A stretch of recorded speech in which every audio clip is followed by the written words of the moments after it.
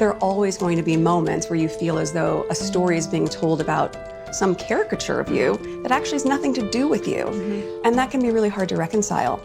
Then you're telling your own story. You're telling your own story and how you show up in the world, what you do. You actually don't need to say anything. It began with a moment that rippled across screens around the world, a blunt question delivered with precision, and a pause heavy enough to make headlines.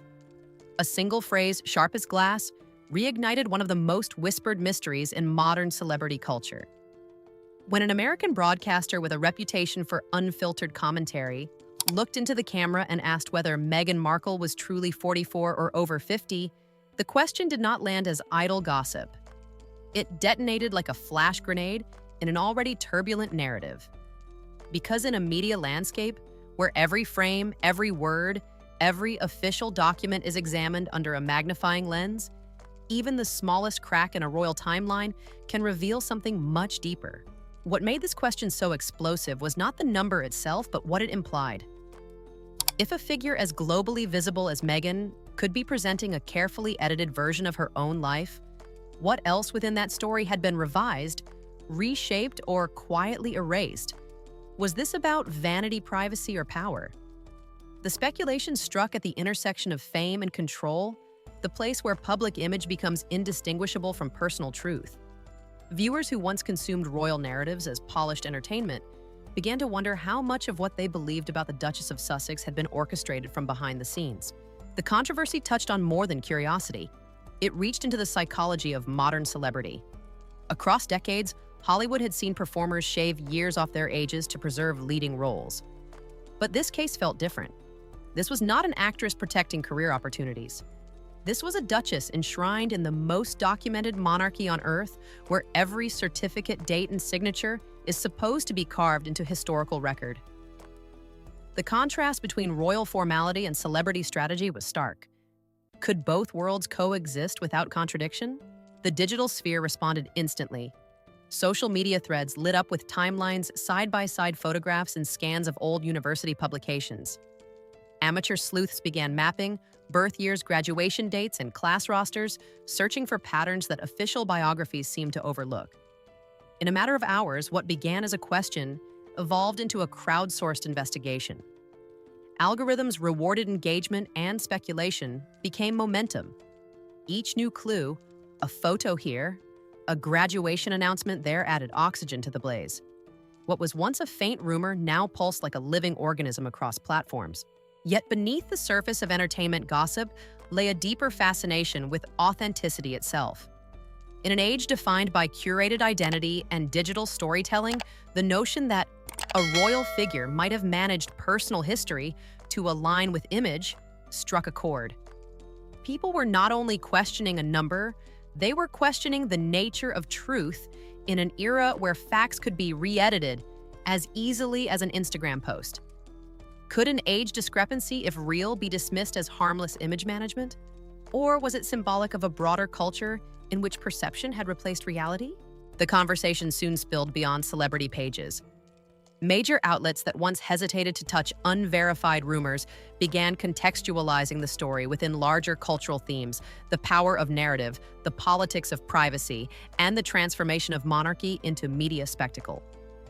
Reporters traced the chain reaction back to one statement and found something remarkable: it had succeeded precisely because it targeted a universal curiosity. Every society, regardless of era, obsesses over the age of its icons. Youth signifies relevance, influence, and possibility. Age, by contrast, implies transition and vulnerability, or even decline.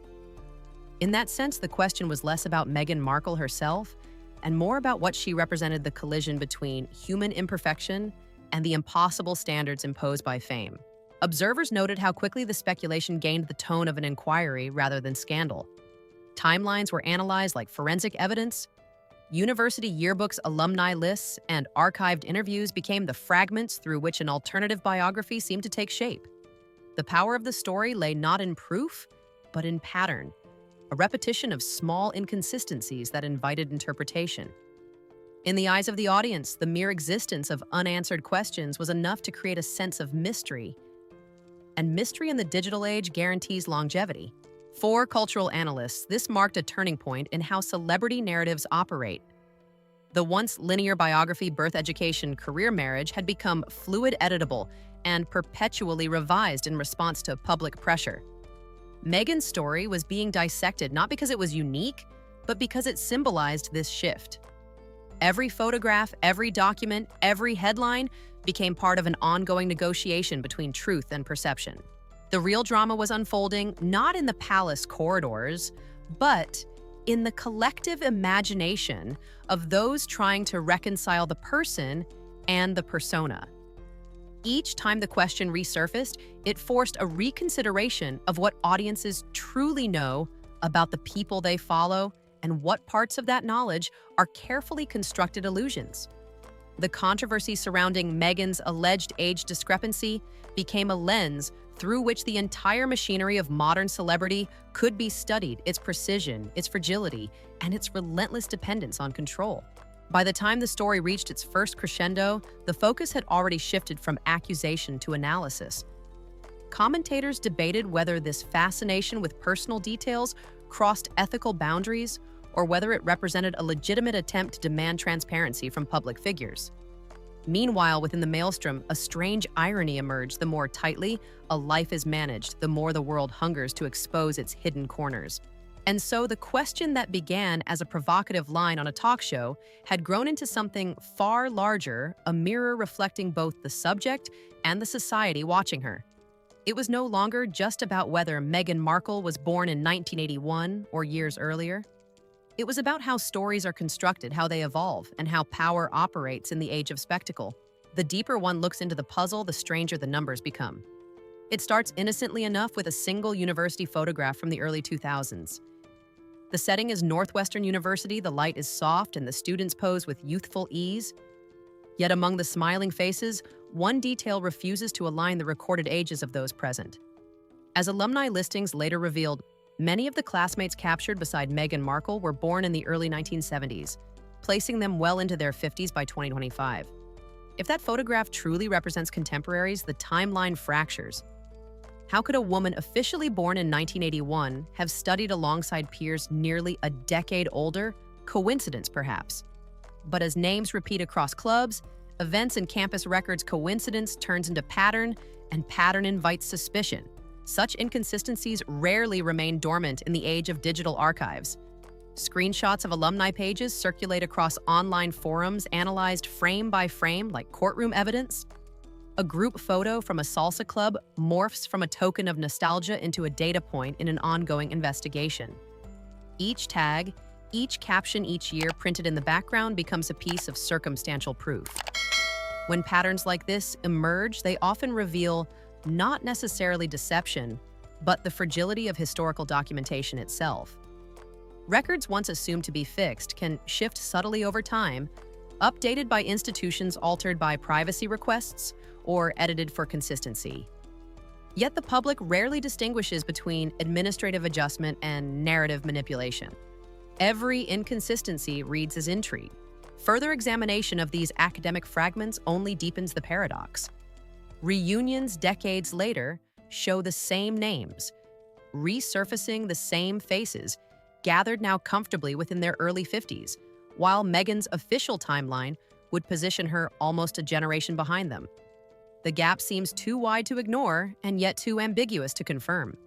It raises uncomfortable questions about how personal histories are compiled, especially for individuals whose lives straddle two worlds: entertainment and royalty. In one realm, image is currency. In the other, lineage is law. The interplay between these two forces often blurs the line between biography and branding. When observers trace the arc backward from Northwestern to Immaculate Heart High School in Los Angeles, the chain of uncertainty continues. Yearbooks from the late 1990s show photographs that could belong to anyone in their late teens or early 20s, making age distinctions nearly impossible. The clues are aesthetic, not numerical hairstyles, clothing trends, background decor. But cultural historians know such visual timestamps can be remarkably revealing. A certain camera tone, a certain color palette, these can date an image more accurately than a printed caption. In Meghan's case, visual evidence seems to orbit slightly out of sync with the official timeline, suggesting that what has been presented as linear progression may in fact be a reconstructed narrative. From a journalistic standpoint, the inconsistencies form what analysts call a soft discrepancy, a web of minor mismatches that individually prove little but collectively signal an underlying anomaly. The alumni birth years, the graduation rosters, the reunion photos all build a cumulative impression that the official year 1981 might not fully align with the historical record. Whether that discrepancy originates from clerical error, privacy management, or strategic branding remains open to interpretation. But what cannot be denied is how effectively such small uncertainties fuel a public fascination that rarely fades. What makes this episode more than a curiosity is its symbolic weight. In the digital century, where metadata never sleeps and images can be cross-referenced in seconds, the discovery of any gap becomes a cultural event. Audiences have grown accustomed to transparency and treat opacity as evidence of guilt. Thus, the simple question of whether Meghan Markle attended university with peers much older than herself becomes a proxy debate about truth and illusion, about the boundaries of self-presentation. It is no longer about a duchess's birthday. It is about the mechanics of perception itself. Even within journalistic ethics, there lies a tension between right to privacy and right to inquiry. Celebrities trade anonymity for influence, but where does curiosity become intrusion? This case forces that question to the surface. To many observers, examining a public timeline is fair scrutiny. To others, it borders on obsession. The fascination persists precisely because it touches both realms, fact and feeling. It invites each viewer to decide whether this hunt for hidden years represents legitimate transparency or voyeuristic curiosity disguised as concern. In documentary storytelling, this is the point at which the narrative deepens. The university photographs serve as a visual hook, but the true revelation lies in the unseen framework of how records, identities, and memories intertwine. The idea that an academic photo album could contain the seed of a global controversy seems absurd, and yet history is filled with similar triggers, small inconsistencies that expand into defining stories. One mismatched record can challenge the credibility of an entire institution. One ambiguous image can redefine a person's perceived truth. By the early months of 2025, independent journalists begin tracing similar leads, comparing records across databases, noting that even public documents such as voter registrations and alumni registries sometimes contain age discrepancies. The mystery becomes not just about Meghan Markle, but about how data itself evolves, how a person's digital shadow may diverge from the official portrait. In this sense, the age controversy becomes a case study in modern myth-making. Could it be that all of these anomalies amount to nothing more than overlapping clerical updates? Possibly. Yet the recurrence of such misalignments keeps curiosity alive. Every unanswered question invites 1,000 speculative answers. As one analyst remarked, the more people try to verify the story, the more versions of it they create. That paradox ensures the narrative's endurance. Thus, the investigation moves forward not through accusation, but through accumulation, a slow, methodical layering of images, names, and numbers.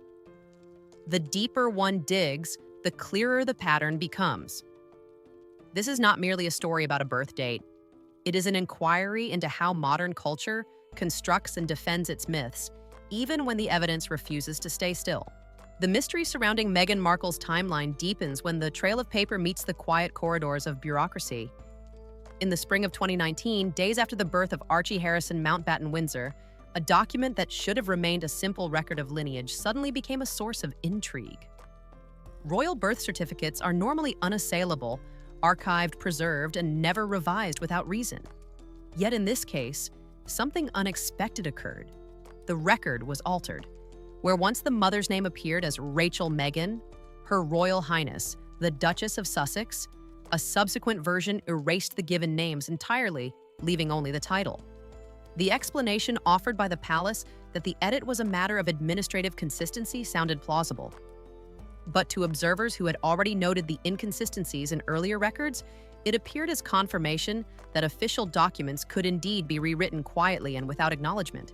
In the realm of monarchy, every document carries symbolic weight. The idea that even one might be open to silent revision shakes confidence in the entire archive. Historians point out that royal records are not merely personal, they are instruments of legitimacy, tools that define succession and heritage. If a document as public as a birth certificate can change post-publication, what of earlier and less scrutinized records?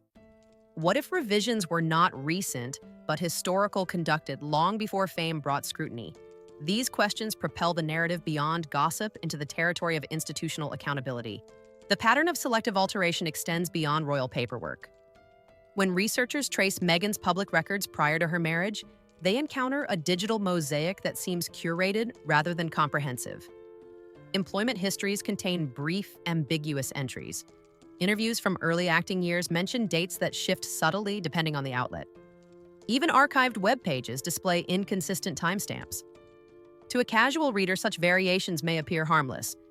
Yet when viewed collectively, they form what investigators describe as chronological drift, a quiet reshaping of temporal markers to align with a preferred storyline.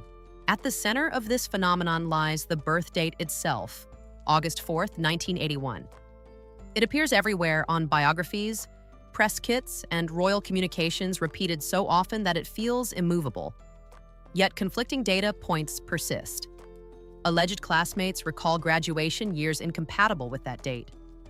Former colleagues reference social events from the 1990s that place her in an age bracket slightly older than official records suggest. Some claim she was born in 1977, others whisper 1975. Each assertion lacks definitive proof, yet collectively they erode the perception of certainty. The notion of missing years fascinates both scholars and storytellers. 4 or 5 unaccounted years might seem trivial in ordinary lives, but for public figures whose images are built upon specific narratives of ambition and transformation, such gaps become narrative voids. Every void invites interpretation. If these years exist, what were they filled with? Early employment that contradicts later accounts, personal relationships that never entered public record, or simply the unglamorous realities of pre-fame survival? Each hypothesis expands the mythology. The altered birth certificate, though unrelated to age, provides a metaphor for the broader issue, the malleability of records once thought immutable. In the digital era, information can be updated as easily as an online profile. Yet within royal institutions bound by centuries of precedent, any edit resonates like an earthquake. Commentators note that this shift reflects the broader transformation of monarchy itself from a hereditary institution of tradition to a media entity negotiating transparency and control in real time. Observers draw parallels to earlier controversies in British history when royal records were adjusted for reasons of diplomacy, lineage, or public image. But never before had such revisions unfolded in plain sight, visible to an audience fluent in screenshots and archival tracking. The alteration of Meghan's record therefore served as both a revelation and a warning that even the most revered systems of record-keeping can adapt to narrative pressure. To cultural critics, this moment represents a collision between the analog past and the algorithmic present. A world once defined by static archives now operates under the logic of constant update. Truth itself becomes a moving target. And in this environment, a duchess's life story documented, dissected, and broadcast exists in perpetual flux. The deeper implication of the document changes is not whether they conceal deceit, but whether they demonstrate control. Who holds authority over a public figure's personal history? The individual, the institution, or the public who consumes it? In Meghan's case, each revision reinforces the sense of a carefully managed narrative, one that prioritizes coherence over transparency. For admirers, this management signifies professionalism and boundary setting. For critics, it signals manipulation. The broader media reaction exposes a deeper cultural anxiety about authenticity. The 21st century demands that public figures appear both polished and real. The result is a paradox. The more someone controls their image to appear genuine, the more that image feels artificial. Meghan's story, framed by altered records and disputed timelines, becomes an emblem of this paradox. What emerges from these layers of investigation is not a definitive answer, but a profound observation. The line between truth and curation has grown thin even within institutions once defined by permanence.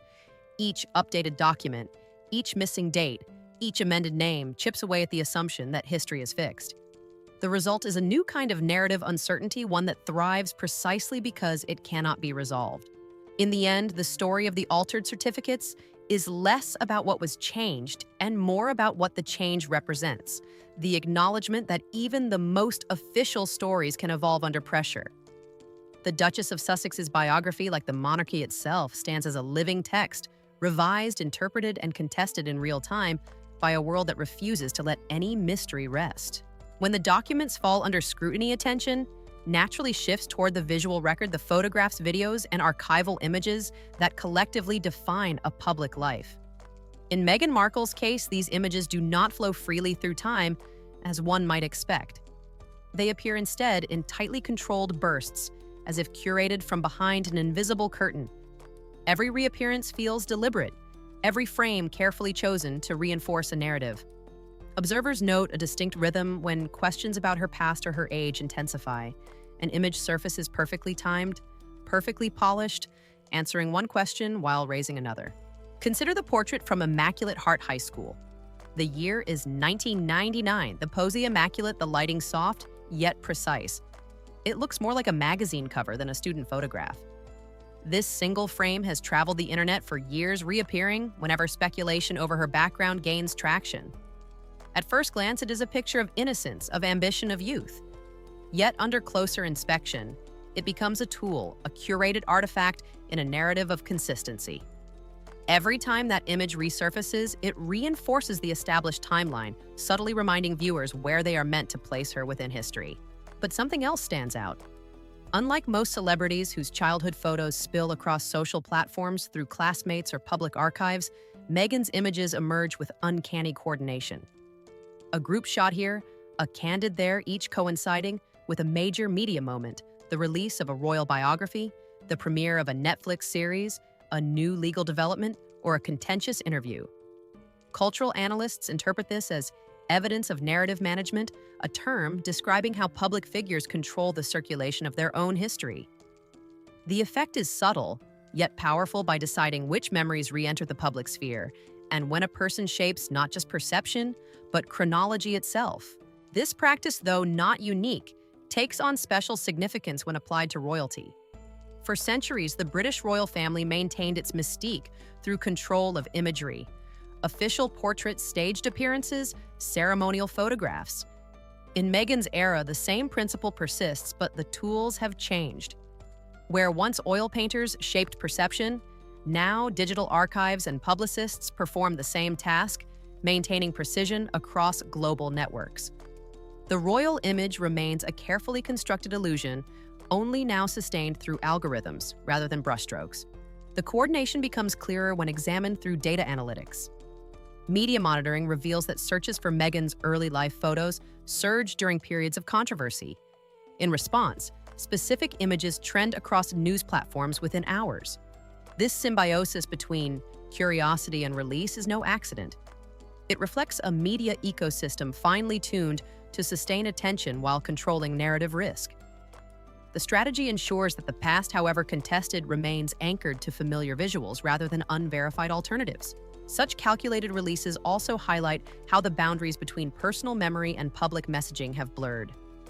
Where most individuals experience their past as a collection of organic recollections, public figures like Meghan must treat memory as a strategic asset.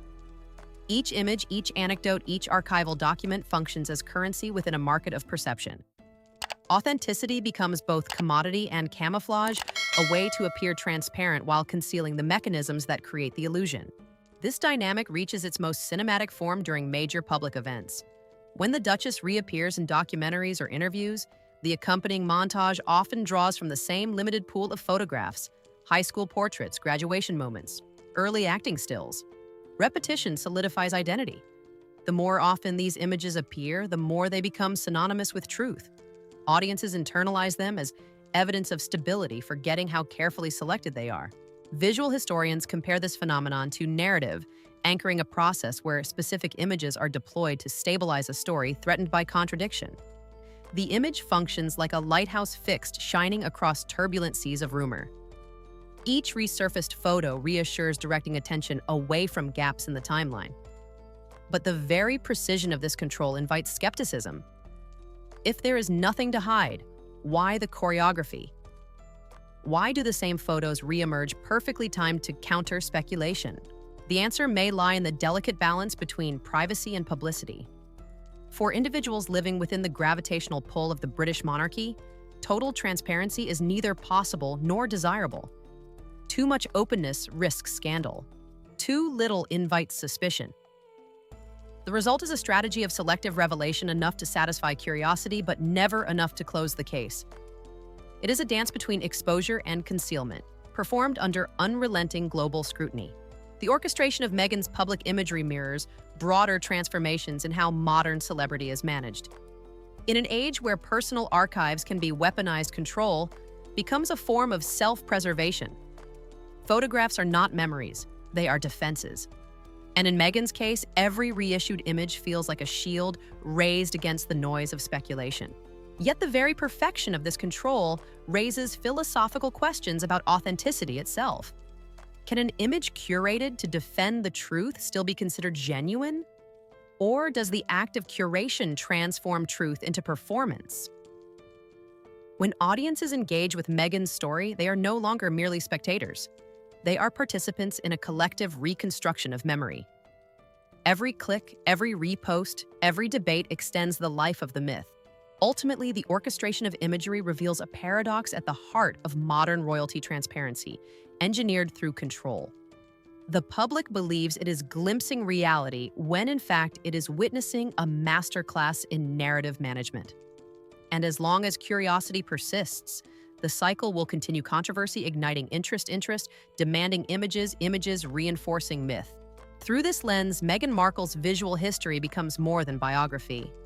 It becomes a study in how 21st century figures navigate the digital archive, maintaining the illusion of authenticity in a world that never stops watching. Every photograph becomes both evidence and disguise, a reflection of the tension between what is shown and what is forever withheld. By early 2025, the storyline surrounding Meghan Markle's age no longer existed in isolation. It became a thread woven into a broader tapestry of lawsuits, media rivalries, and cultural commentary. The defamation case revived by Samantha Markle, her estranged half-sister, brought the Duchess back into legal and media crossfire. Though the lawsuit itself had little to do with age, the timing proved catalytic. As soon as court dates were announced, familiar headlines resurfaced: questions about timelines, conflicting records, the lingering rumors that refused to fade. What appeared to be an ordinary legal process reignited a dormant public fascination. This pattern, controversy feeding controversy, demonstrates the cyclical nature of modern celebrity narrative. Each new scandal acts as a magnet for old ones, drawing dormant stories back into the spotlight. For Meghan, every appearance in court or on camera becomes more than a singular event. It becomes an echo chamber where all prior narratives collide. Commentators describe it as the Sussex vortex, a phenomenon in which every topic, no matter how unrelated, eventually leads back to the same polarizing questions about authenticity, identity, and control. When legal experts analyzed the renewed lawsuit, the specifics mattered less than the surrounding spectacle. The debate over defamation merged seamlessly with renewed speculation over personal history. Gossip columns and mainstream outlets alike framed the event as part of a continuing drama: the Duchess under siege, the sister as challenger, the public as jury. The repeated cycle of allegation, defense, and reinvention blurred the boundary between fact and perception. What began as inquiry morphed into entertainment, consumed as episodic storytelling rather than legal reality. The mechanism driving this transformation is repetition. Once a rumor attaches itself to a recognizable figure, every future headline functions as reinforcement. A lawsuit headline ensures the resurfacing of older stories, and those older stories, in turn, validate the relevance of the lawsuit. It becomes a feedback loop of speculation, sustained not by truth but by visibility. Analysts of media ecosystems describe this as narrative recursion, where the act of coverage becomes indistinguishable from the content being covered. In Meghan's case, that recursion ensures longevity. Each controversy refreshes public memory of earlier claims, the university photos, the altered certificates, the curated images. As the new legal saga unfolds, these fragments resurface across timelines and broadcasts, each treated as context rather than conjecture. The effect is cumulative. What once existed as rumor becomes a recurring motif accepted through sheer familiarity. In modern discourse, frequency often substitutes for verification. Sociologists studying the phenomenon argue that this persistence reveals more about the audience than the subject. The obsession with Meghan's chronology speaks to a cultural hunger for coherence in an age defined by contradiction. Viewers demand a tidy narrative arc, origins, struggles, triumphs, and react with discomfort when the pattern fails to align. Any disruption, any missing year, any revised record destabilizes that comfort. The result is cognitive dissonance transformed into curiosity, curiosity into speculation, and speculation into collective narrative. This process is intensified by the architecture of digital media itself. Platforms designed to reward engagement prioritize emotional triggers, anger, admiration, disbelief. Meghan's story blending glamour with controversy becomes algorithmic gold. A lawsuit about family disputes may seem minor compared to global crises, yet it dominates online spaces because it delivers endless narrative loops. Each new detail invites reinterpretation. Each interpretation fuels another cycle of reaction.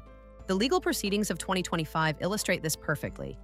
As transcripts and filings surface, they are mined for quotes that can be tied however loosely to the ongoing age mystery. Even neutral statements become fodder for conjecture. One journalist calls it the endless rewind, a dynamic where public figures can never truly move beyond their past because the media ecosystem continually resurrects it. The very act of defending oneself becomes part of the accusation. Amid this noise, the question arises, can any public figure, particularly one so symbolically charged, ever reclaim narrative control once it has fractured? For Meghan, the challenge extends beyond reputation.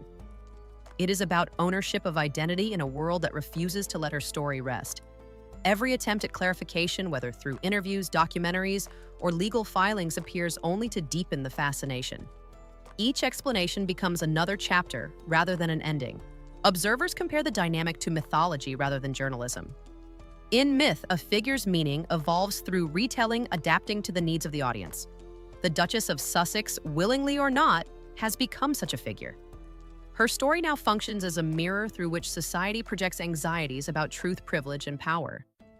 The debate over her age, once specific and numerical, has become symbolic and allegory for authenticity in the post-truth era. And yet beneath the symbolism lies exhaustion. To be the subject of endless speculation is to live within a narrative that never sleeps. For Meghan Markle, each headline reopens questions that may have no answer. Each public appearance, no matter how unrelated, revives ghosts from earlier chapters.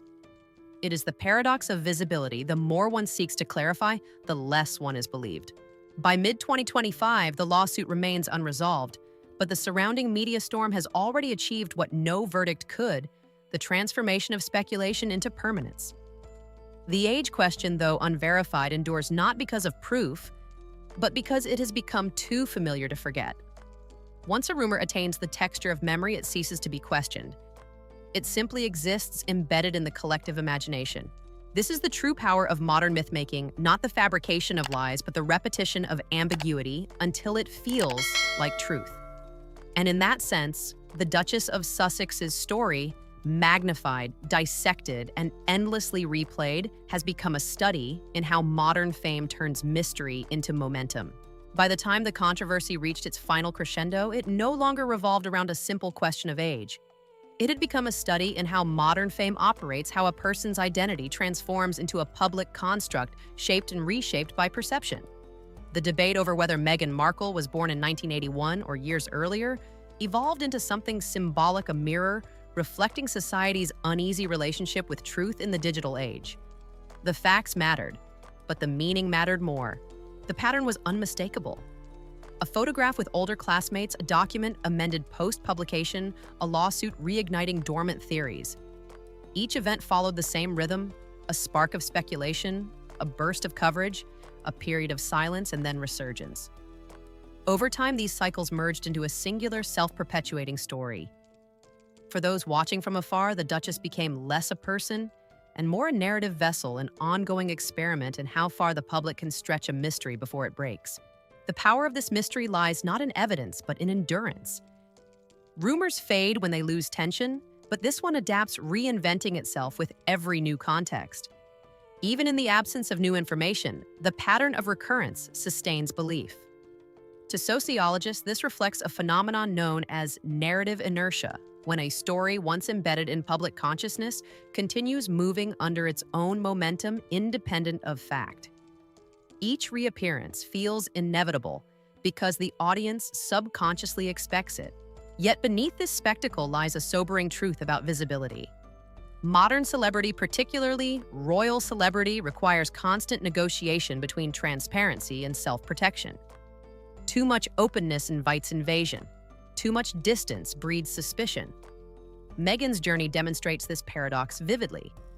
Every attempt to manage the narrative, to clarify, to control, to correct, only amplifies curiosity. The more the story is curated, the more the audience perceives orchestration, and the greater the desire to uncover what might be concealed. Media historians draw parallels between this phenomenon and the myth-making of earlier royal figures.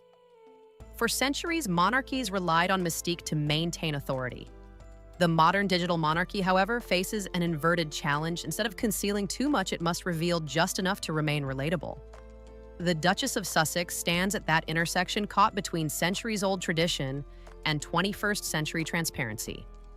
Her story illustrates how monarchy itself has evolved from hereditary institution to participatory spectacle, where each revelation, true or rumored, becomes part of a collective narrative of power resistance and reinvention. What makes this case remarkable is how it reframes the idea of authenticity. The controversy over age is at its core a debate about trust. Can a public figure curate identity without deceit? Can a modern royal maintain privacy without secrecy? These questions resonate far beyond a single individual. They echo across the entire architecture of public life. In a culture saturated with image management, from influencers to institutions, the Duchess's story exposes how fragile authenticity truly is. The question then becomes, who controls the narrative? In the analog past, gatekeepers like editors and historians determined what entered the record. In the digital present, control is dispersed, shared between the individual, the media, and millions of spectators armed with search engines. Meghan's biography therefore belongs to no single author. It is co-written in real time by journalists, algorithms, and audiences alike. Each repost, each speculative thread, each think piece adds another paragraph to a story that refuses to conclude. Viewed through this lens, the obsession with her age ceases to be trivial. It becomes emblematic of how truth itself is negotiated in the modern era. In a world where information can be endlessly replicated and reframed, certainty becomes elusive. What the Duchess experiences in headlines, ordinary individuals experience on social media, fragments of identity floating in an ocean of interpretation. She is not merely a symbol of royalty, she is a case study in the crisis of digital authenticity. As the narrative slows and the spectacle quiets, what remains is reflection. The story that began with a provocative question has become a cautionary tale about the intersection of visibility and vulnerability. It reminds viewers that every public image, royal or otherwise, is constructed through compromise. The need to appear polished competes with the longing to be believed. The result is a life lived under a lens that magnifies both perfection and doubt. In the end, whether Meghan Markle is 44 or 50 is almost irrelevant. What endures is the recognition that modern fame operates within a hall of mirrors, each reflection partial, each truth refracted through perception. The Duchess's journey reveals not deceit but adaptation, the survival instinct of someone navigating a world where every version of the past can be summoned, questioned, and rewritten. And perhaps that is the larger lesson. In a time when every life is archived, online control over personal history is both privilege and burden. The more a story is curated, the less it belongs to its subject. Meghan's timeline, real or rumored, has become part of the cultural record precisely because it cannot be pinned down. It lives on as an unfinished question, echoing in the minds of those who seek meaning and mystery. As the camera fades, one final thought lingers. Perhaps the true revelation lies not in uncovering hidden years, but in understanding why the world demands to know them. What does that curiosity say about our collective hunger for certainty in a time defined by doubt? The audience is left with reflection, not resolution. A story that began with arithmetic ends as a meditation on truth itself. And in that lingering uncertainty, the myth of Meghan Markle, whether fair or not, continues to evolve one search, one headline, one question at a time. The six-part chronicle of the Meghan Markle age controversy unveils not merely a debate over numbers, but a reflection of modern society's relationship with image, truth, and power. Beginning with a journalist's provocative question, the story ignites an investigation into inconsistent records, curated imagery, and the mechanics of reputation. Each layer adds complexity, transforming gossip into cultural inquiry. Section by section, the documentary reveals how minor discrepancies, photographs, alumni listings, and altered certificates evolve into a global narrative. It shows how celebrity identity, especially within monarchy, is maintained through precision, curation, and timing. Every record amended, every photograph reissued, demonstrates how public life functions like an ongoing performance. The narrative underscores the reality that official truth, once considered fixed, now bends under the weight of digital revision. Through analysis of media cycles and lawsuits, the piece exposes how repetition sustains speculation. Controversy feeds itself, blurring the line between reporting and myth-making. Meghan's biography becomes a mirror through which audiences examine their own fascination with control and transparency. It is not the evidence that sustains interest, but the uncertainty, the tantalizing possibility that the story might hold more than what appears. By its conclusion, the documentary shifts from curiosity to contemplation. The Duchess of Sussex becomes emblematic of a broader phenomenon, the commodification of authenticity in a culture driven by perception. Her story illustrates the paradox of modern fame. The more one seeks to clarify truth, the more elusive it becomes. Royalty, once defined by mystery, now survives by managing exposure, balancing centuries-old ceremony with 21st-century media logic. The ultimate takeaway transcends the individual. It is a meditation on how truth functions in the digital age, mutable, negotiable, endlessly revised. The controversy surrounding Meghan Markle's age is less about her and more about a society unable to accept ambiguity. In that sense, the question, is she really 44, becomes rhetorical, echoing in every discussion about identity and image in an era where reality itself is curated. The story ends not with judgment, but with reflection. Every life lived in public becomes a collaboration between fact and perception. Meghan Markle's timeline is not a deception. It is a demonstration of how, in the modern world, even truth must learn to